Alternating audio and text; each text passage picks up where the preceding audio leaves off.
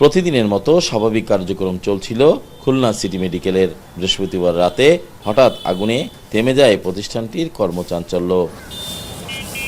হাসপাতালটির নিচে ছড়িয়ে ছিটিয়ে রয়েছে ভাঙা কাচের টুকরো।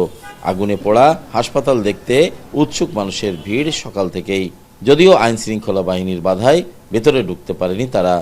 হসপিটালের লোকদের সহযোগিতায় আছে, তারপর রেড ক্রিসেন্টের ভাইয়েরা আছে, বোনেরা আছে, ওনাদের সহযোগিতায় আমার রোগী এখন বাসায় আছে। এদিকে রাতে ও সকালে হাসপাতালটির সব রোগীদের অন্য ক্লিনিক ও হাসপাতালে স্থানান্তর করা হয়েছে।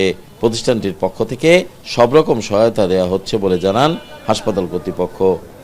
সর্বশেষ পরিস্থিতি, এখন হসপিটালের সেবা কার্যক্রম টোটালি বন্ধ।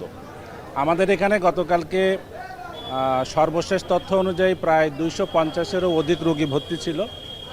দুর্ঘটনা পরবর্তী আমরা সকল রোগীকে কোনো প্রকার হতাহত ছাড়াই শহরের বিভিন্ন হসপিটালে আমরা স্থানান্তর করতে সক্ষম হয়েছি।